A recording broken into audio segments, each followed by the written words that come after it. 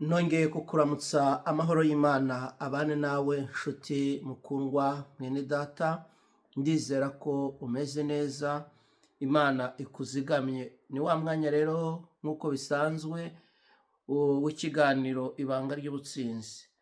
Wowe uri gukurikirana bino biganiro, Imana iguha umugisha. Wowe wamaze gukora subscribe, Imana iguha umugisha. Nawe niba utarayikora wayikora kugira ngo dushyizeho ikiganiro ujye uhita ukibona, kandi noneho ugisangize inshuti zawe, dufashe kwamamaza ubutumwa bwiza. Imana irabiguhera umugisha. Ndagira ngo tuganire kuri iri jambo Imana iduhaye uyu munsi. Imana yo mu ijuru itugirire neza.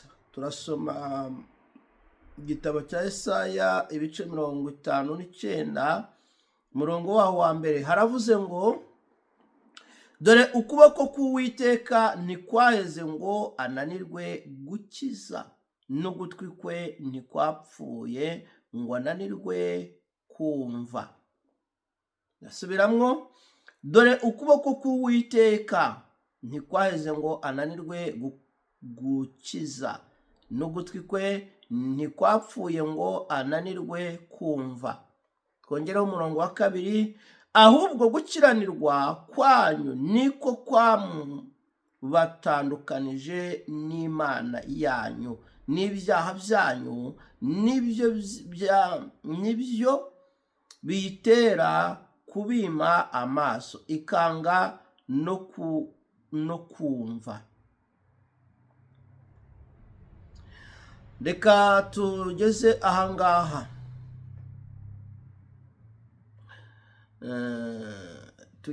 ahangaha. Iri jambo niryo Imana iduhaye uyu munsi kugira ngo tugezeho abantu bayo. Abantu benshi barimo baridodombera Imana, abantu benshi barimo barayidodombera. Kwidodomba ngira ni Kirundi. Abantu benshi barimo baricunaguza ku masezerano, barimo baridodomba ku by'Imana yababwiye, barimo barayibwira ko kumengo yarananiwe kubatabara, barimo barasenga amasengesho y'umujinya, y'umubabaro, yo gutuka Imana, yo kuyibwira ko nta kishoboye.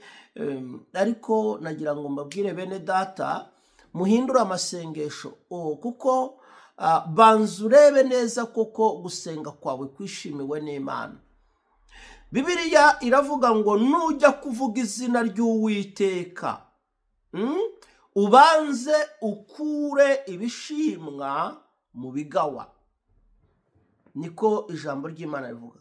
Nujya kuvuga izina ry'Uwiteka, banza wisuzume neza, urebe ko udafite ibigawa muri wowe, iby'Imana itishimiye.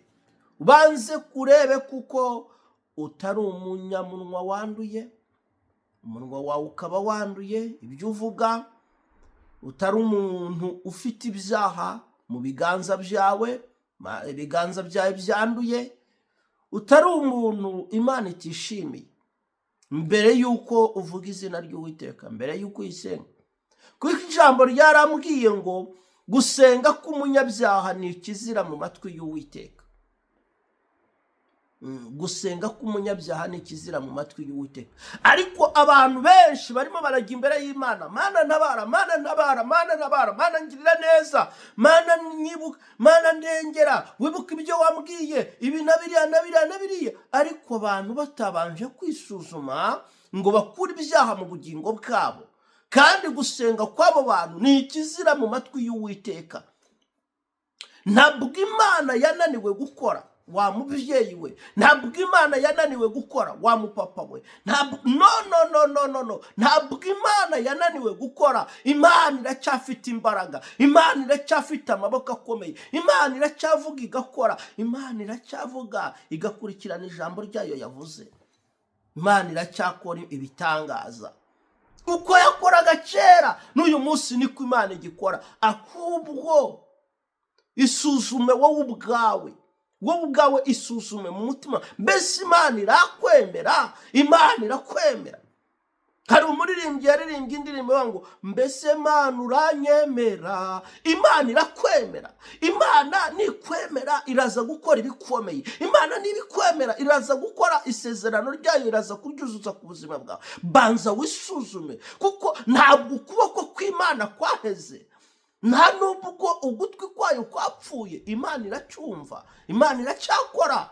Beraso dona shayide horia. Imana iracyakora mama, Imana iracyakora papa, Imana iracyakora mushiki wanjye, Imana iracyakora. Ahubwo amatwi yawe Imana yamanuyemo ijambo, wumva neza koko ko ari Imana ivuze. Ubwo ujya wumvira Imana, ubwo ujya wumvira ibyo ivuze, ubwo ujya wumvira ibyo ishaka kuri wowe. Ntabwo uri umunyabyaha. Ubundi nta mugororotse ahari, ariko twezwa mu maraso ya Yesu Kristo uko bukeye n'uko bwije. Mbere y'uko ubanza kujya imbere yayo, mbere y'uko uyisaba, banza wihane, banza usaba Imana imbabazi. Ibwire ngo Mana narakiraniwe, ibwire ngo ndi umunyaminwa yanduye, ibwire ngo ndi umunyabyaha. Imana yiteguye kudarasirima, yiteguye kukubabarira, Imana yiteguye kukurengera, Imana yiteguye kugutabara, Imana yiteguye kugukura muri icyo kibazo, Imana yiteguye guhindura amateka y'ubuzima bwawe. Iyo situation uraza kuyivamo, kuko imbaraga z'Imana ziracyakora. Imana iracyakora, Imana iracyakora. Imana ishimwe cyane. Ijambo riratubwiye ngo dore ugutwi k'Uwiteka ntikwapfuye ngo ananirwe kumva. Ugutwi k'Uwiteka ntikwapfuye ngo ananirwe kumva, n'ukuboko kwiwe ntabwo kwaheze ngo ananirwe kugira gute gukora. Ndagira ngo dusenge Imana yo mu ijuru ikugirire neza. Uyu munsi uracyishimiwe n'Imana, uracyahagaze mu bihe byiza byo gusenga nk'ibyo wabagamo kera. Uyu munsi uracyari umukristo mwiza. Uyu munsi niwaguye, niwabivuyemo, niwabivuyemo, niwasubiye mu byaha ibi n'ibi na biriya, nawe uzi umutima wawe uri kurakubwira. Uyu munsi Imana nuyimye ikibanza mu mutima wawe, Mwuka Wera aracyari muri wowe. Ibihe wagiraga kera uracyabifite, uko wakoreraga Imana kera uracyayikorera. Isuzume wowe ubwawe, kuko ntabwo ukuboko k'Uwiteka kwaheze.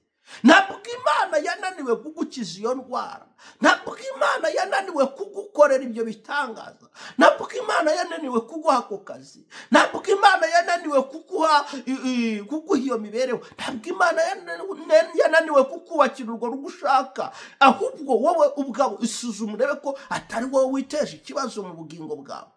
Elo tarasele bonefo. Imana yacu iracyakora, Imana yacu iracyafite imbaraga, Imana yacu iracyabohora. Isuzume neza urebe wowe mu bugingo bwawe. Imana yacu Imana iracyakwishimiye. Uko abanaga nayo kera niko ukibana nayo, niwabivuyemo, niwagiye kwirwanirira, niwibereye mu by'iwawe. Suzuma neza. Mana ndagushimira kubwira ijambo niriherekezwa n'imbaraga, kandi umuntu wese uryakiriye rimuhindure mu bugingo bwe. Abantu bongere bace bugufi, abantu bongere bisunge, abantu bongere bakwisunge, abantu bongere bakizwe. Urakoze Mana, ndagushimiye mu izina rya Yesu, amen. Ubutumwa bwohereze inshuti zawe, niwabikora Imana iraguha umugisha. Shalom shalom.